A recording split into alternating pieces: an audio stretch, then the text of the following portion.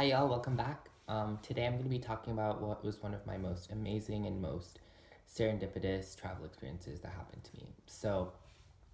I'm going to be talking about when I went to Prudhoe Bay, Alaska. So, Prudhoe Bay is located in far northern Alaska on Inupiat land. It's located along the coast of the Arctic Ocean, but the main reason this community exists is for oil drilling. There's a huge center for oil drilling there. It's basically the hub for Alaska oil drilling. There's a huge oil field underlying that area. Um, and so there's a lot of industry there. I had phone service when I was there. There's twice daily flights there, basically because of the oil industry.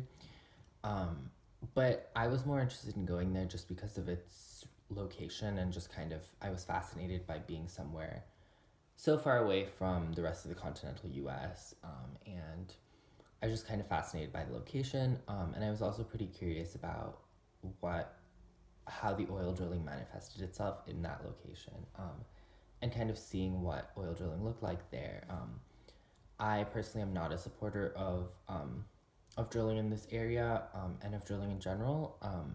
And that was even more cemented by my trip, which I'll talk more about later. But basically, I was kind of curious to see what oil drilling meant in this place.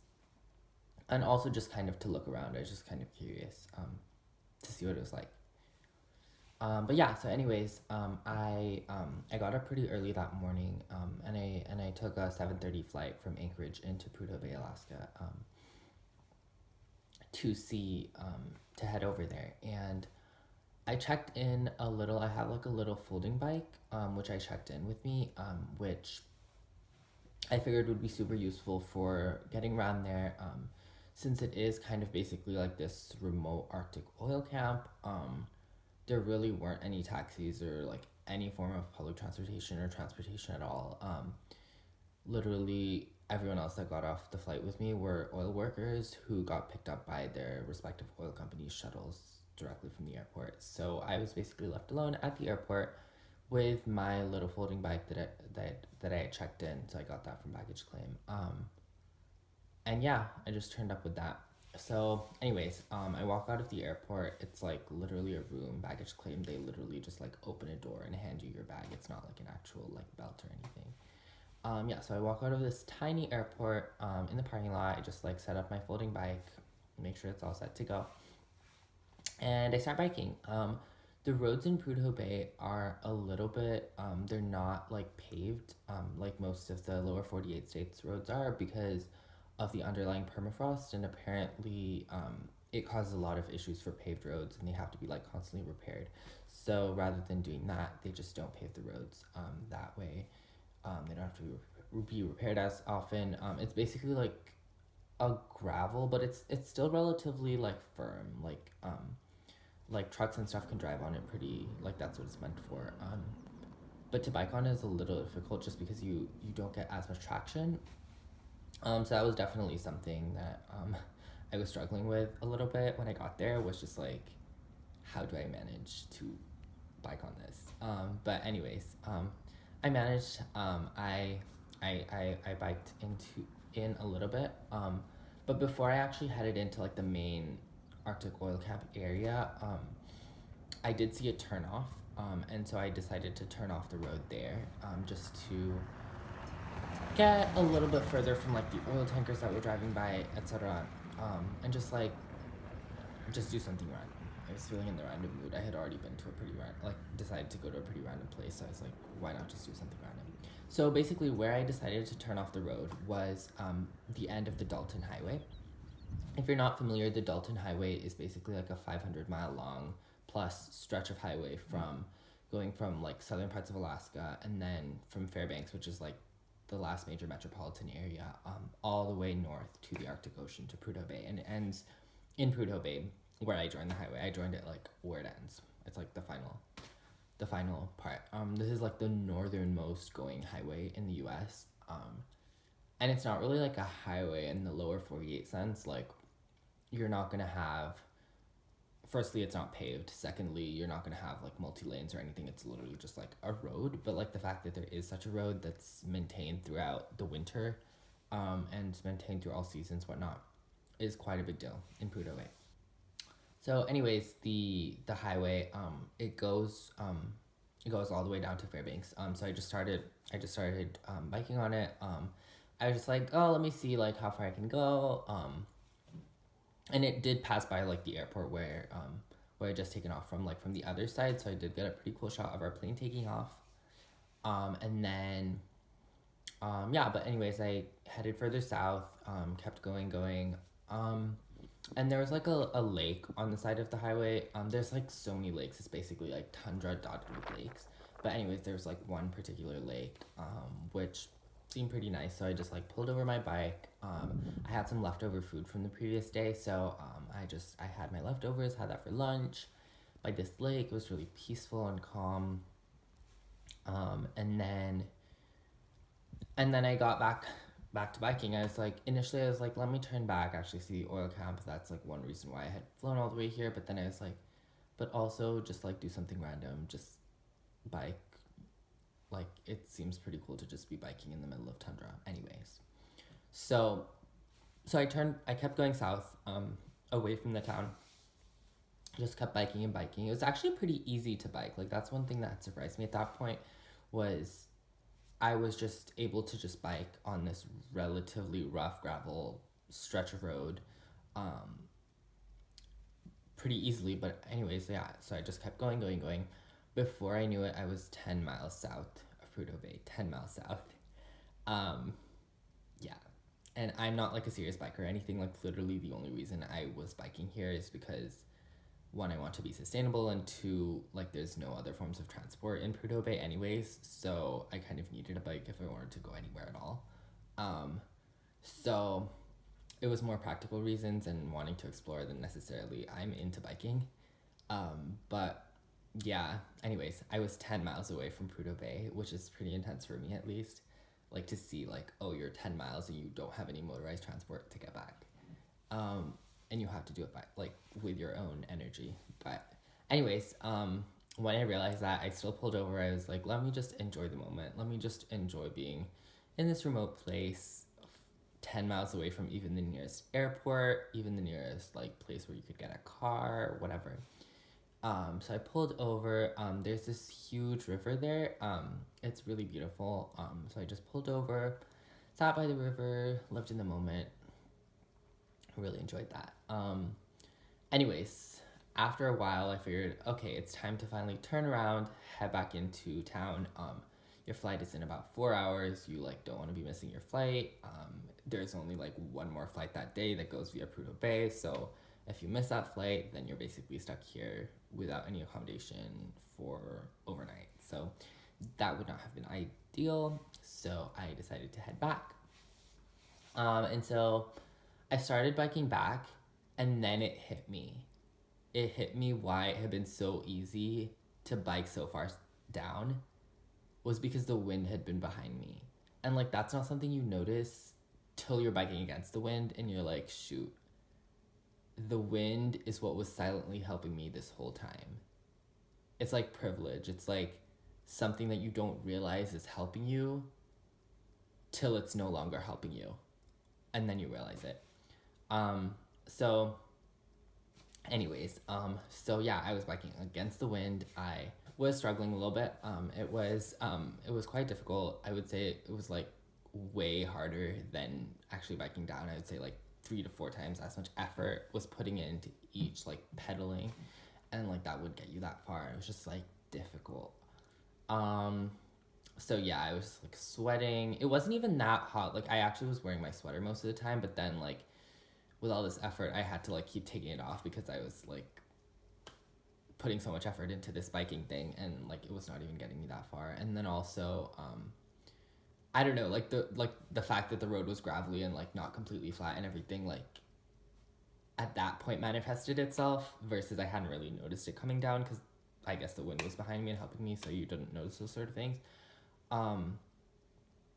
But yeah, anyways, I was struggling. I was trying to still like live in the moment, enjoy the fact that I'm in northern Alaska surrounded by this vast expanse of tundra. But instead, mostly what I could think about was the fact that there was so much more distance to go, and I was getting pretty tired. So I decided, okay, whatever. Let's not live in the moment for a second. You can wear your headphones, you can listen to music, it's fine, as long as that'll help you get it done. So I put in my headphones, I'm just like listening to some motivational music, trying to like chug along, look at the road. And then I would say like maybe like 30 minutes, an hour into that, I'm just like chugging along. And then I just like happen to look out of my peripheral vision on my left side, and I see a caribou, just like some animal standing there.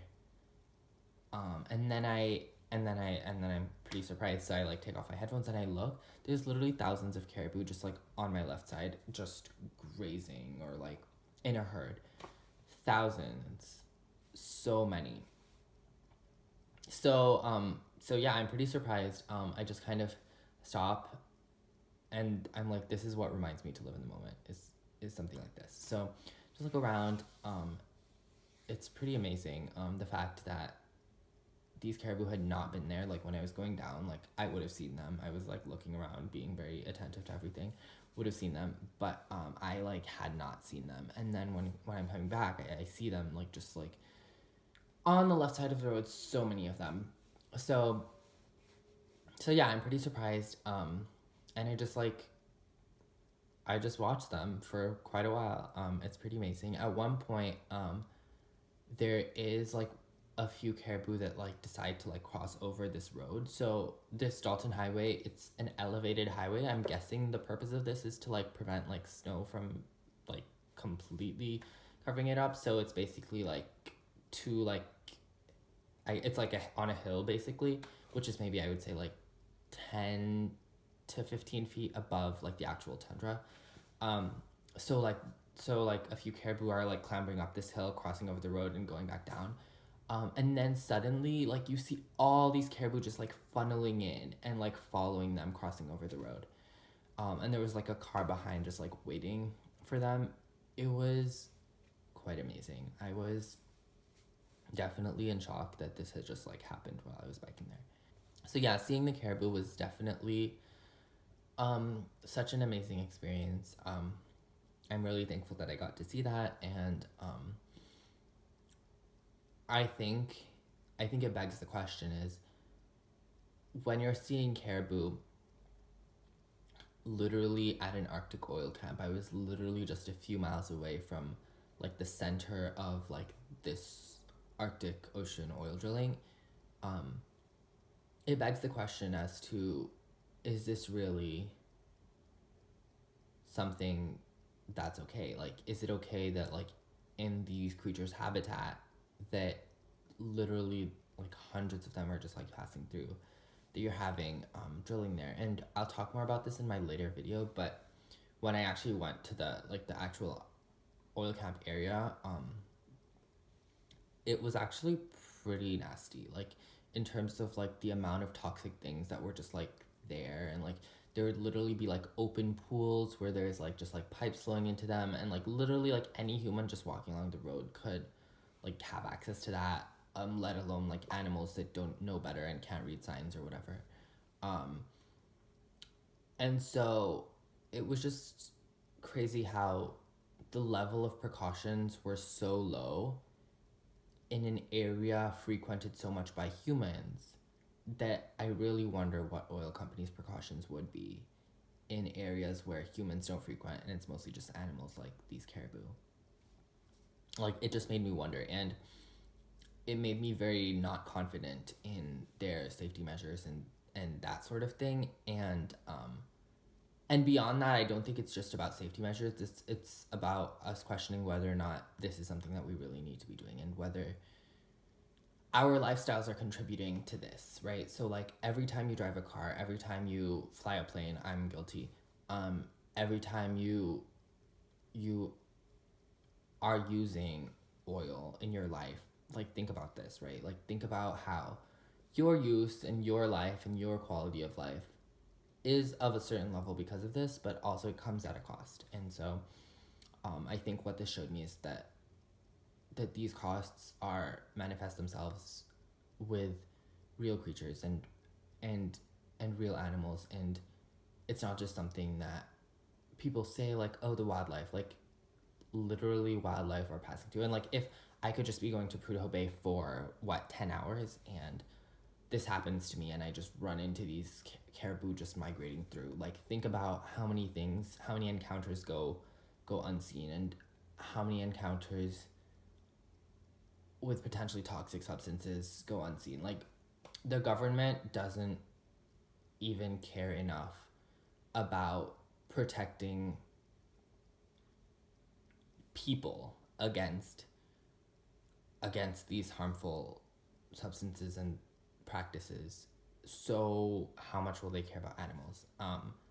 Keep in mind, like this whole area is pretty close to I forget, it's like a huge wildlife preserve, just like across the border from the Yukon in Canada, and it extends into Alaska, where like hundreds upon thousands of caribou like breed every year, stuff like that. And so the fact that this was happening like right there was definitely, like, seeing these two things side by side was definitely something that that made me think about that. And so I think that's something that that's important to bring to everyone's attention, and part of the reason why like I'm making these videos, stuff like that. But yeah, anyways, to finish off my day, basically I after seeing the caribou, after they kind of drifted off relatively far from the highway, I started biking back. It was quite a struggle. I passed like several like oil tank drivers and truck people who like looked at me weird, and they're like, why are you biking in this like mini small bike along the side of this major highway where like they don't even recommend like sedans to drive on, like all the way to Fairbanks at least. Like literally that highway, like they only recommend like 4-wheel drive, etc. If you're actually like driving the highway from like Fairbanks to Prudhoe Bay. So like seeing me would probably have been a weird sight, but like I just like kind of kept going, so it was fine. But yeah. Yeah.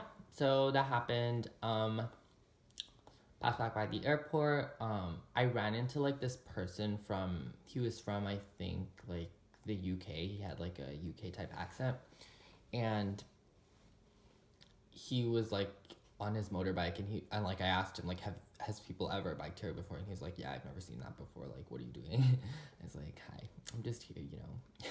I'm a weird person. But yeah.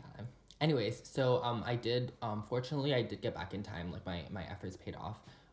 And so I did get to actually see like the Arctic oil camp part of Prudhoe Bay before my flight. And I'll detail more on that in a separate video, just because I want to be able to like show all the like the horrible things that are part of that in a separate video and in complete depth. So yeah, thanks for watching. Bye.